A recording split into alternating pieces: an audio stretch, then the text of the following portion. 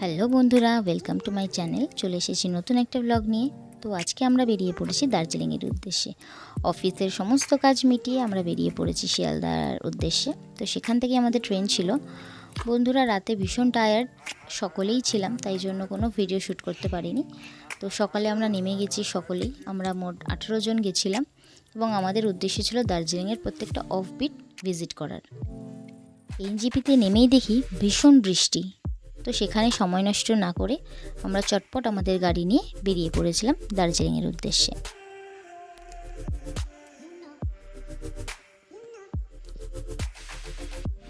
এই হচ্ছে আমাদের গ্যাং বলতে পারো, আমরা বন্ধুরা মিলে গেছিলাম। বন্ধুরা ঠিক না, ইটস লাইক ফ্যামিলি।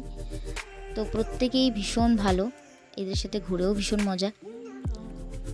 তো হ্যাঁ, আমরা গাড়ি নিয়ে বেরিয়ে পড়ি। আর সাথে ছিলেও আমাদের ড্রাইভার দাদা, সেও ভীষণ ভালো, বাংলাও বোঝে, বাংলা বলতেও পারে। তো ভালোই লাগছিল বেশ ওনার সাথে এই ট্যুরটা করে।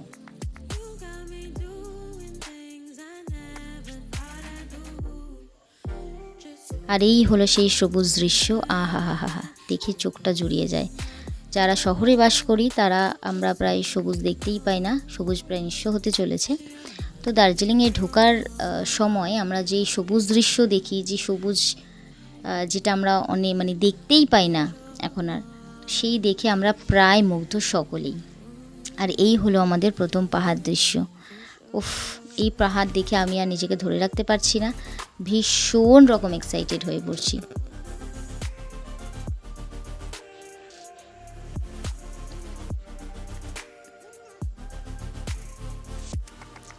তোমরা নিজেরাও দেখতে পারো, ভীষণ সুন্দর দৃশ্য। কে পাহাড় ভালোবাসে না ভাই, কে ভালোবাসে না।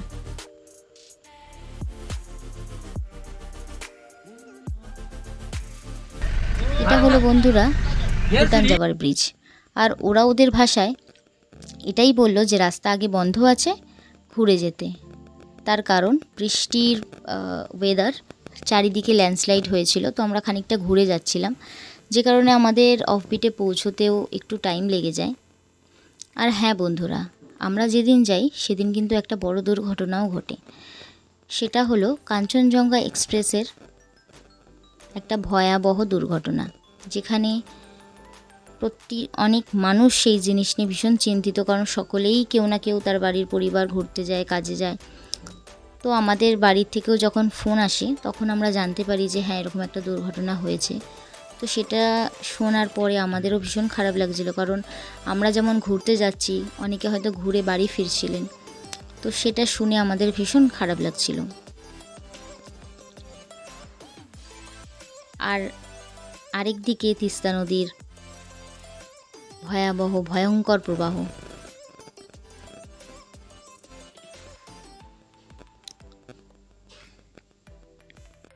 তো চলে এসেছি বন্ধুরা আমাদের প্রথম অফবিট শিটংয়ে।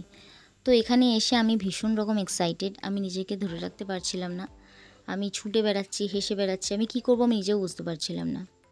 তো আমি ভীষণ এনজয় করেছি, তার কারণ দার্জিলিং যাওয়া, পাহাড়ে বৃষ্টি দেখা আমার একরকম স্বপ্ন ছিল, আর আমার বন্ধুরা না থাকলে সেটা হয়তো পূরণ হতো না। আর চলে এসেছি আমাদের হোমস্টে, যার নাম হলো হাঙ্কিম হোমস্টে। তো তোমাদের আগে প্রথমে আমি হোমস্টের পরিবেশটা দেখাই, চলো।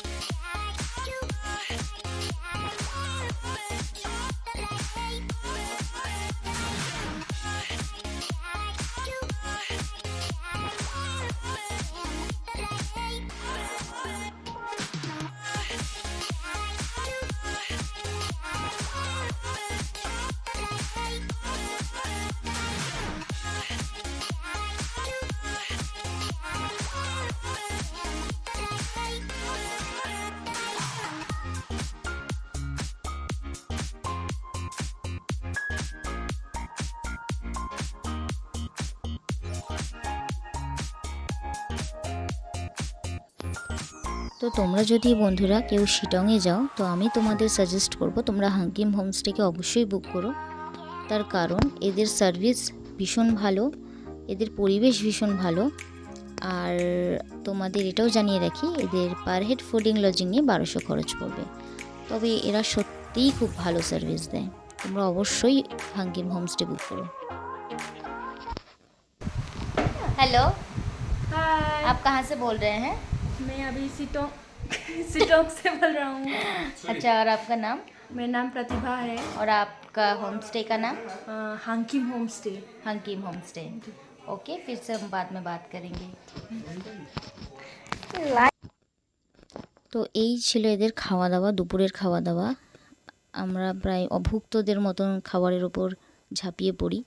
দেখতেই পাচ্ছ সকলেই খাবার নিয়ে ব্যস্ত। এদিকে আমার বর আমার প্লেট সাজাতে ব্যস্ত আর আমি ভিডিও করতে ব্যস্ত। তো খাবার দাবার নিয়ে কোনো কথা হবে না, খাবার দাবার ভীষণ ভালো, মনে হচ্ছে যেন বাড়ির খাবারই খাচ্ছি। আর টেস্ট নিয়েও কোনো কথা আমি বলবো না, অসাধারণ টেস্ট, বলছি একদম বাড়ির মতন।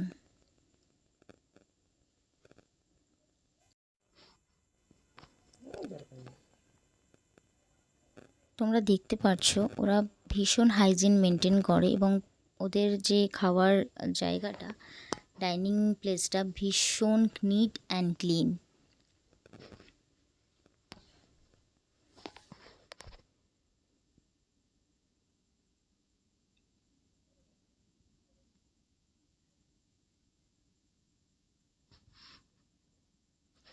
তবে হ্যাঁ বন্ধুরা, তোমরা যদি হাঙ্কিম হোমস্টে বুক করো অবশ্যই তাদের সাথে কন্ট্যাক্ট করে বুক করো, কারণ সিজন ওয়াইজ হয়তো তাদের অ্যামাউন্ট কমতে বা বাড়তেও পারে।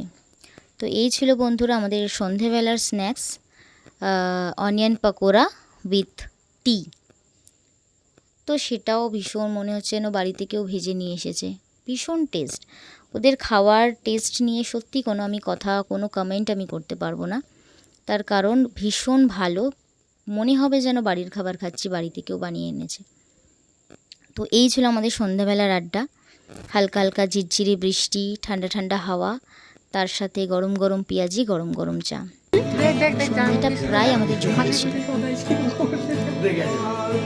তারপর আমরা কিছু গান, কিছু আনন্দ করলাম।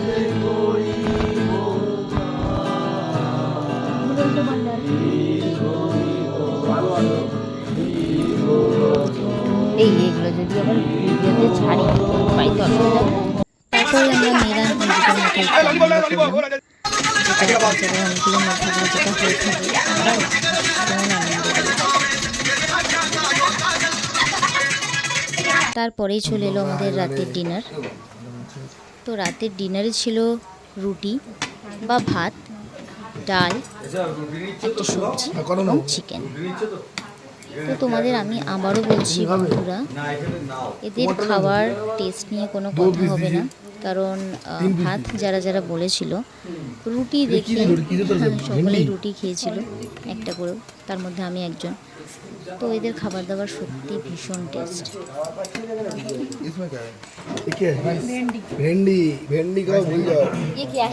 এদের সার্ভিসটা ভীষণ ভালো। আমরা বলে দিয়েছিলাম যে ডাল করতে হবে না, ওরা যেটা দেবে বলেছিল ওরা কিন্তু সেখান থেকে পিছনে যায়, ওরা সেটা করেছিল ডাল, ডালটা পুরোটাই ধরা ছিল। এই ছিল গরম গরম ভাত, তার সাথে চিকেন কষা, জাস্ট জমে গেছিল, তার সাথে বাইরে ঠান্ডা ঠান্ডা ওয়েদার।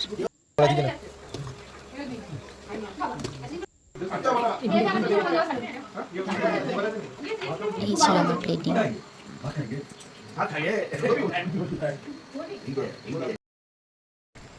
সকালবেলা 4:30 তোমাদের দেখাচ্ছি, প্রচণ্ড বৃষ্টি, প্রচণ্ড বিদ্যুৎ চমকানি, মেঘের এই অবস্থা, আকাশের এই অবস্থা। আমাদের কলকাতায় এখনও বৃষ্টির দেখা নেই, কিন্তু এখানে আমরা বৃষ্টির জন্য বেরোতে পারিনি। তো এখন একটু কমেছে, আমরা এবার সবাই মিলে বেরোবো। চলো তোমাদের দেখাই ব্রেকফাস্ট টেবিলে। বৃষ্টি ভেজা সকাল নিয়ে চলে এলাম ব্রেকফাস্ট টেবিলে। তো এখানে ব্রেকফাস্ট রেডি, যেখানে ছিল রুটি, ঘুগনি, ডিম সিদ্ধ, স্যালাড। তো হ্যাঁ, সাথে চাও ছিল। তো আমি আরেকটা কথা বলতে চাইছি, আবারও বলতে চাইছি, খাবার নিয়ে কোনো কথা হবে না, অসাধারণ খাবার। আমরা এখন কোথায় যাচ্ছি? রামপুরিয়া। এখন শিলং ছেড়ে রামপুরিয়ার উদ্দেশ্যে রওনা হলাম। সেখানে আমরা কিছু ফলস দেখতে পারবো আর কিছু সিন দেখতে পারবো না, তার কারণ রাস্তা বন্ধ, ওয়েদার ভীষণ খারাপ। তো এই হচ্ছে আমাদের ক্রিউ। সবাই হ্যালো করো। এই টাকায় দিকে গাড়িটাও দেখিলাম।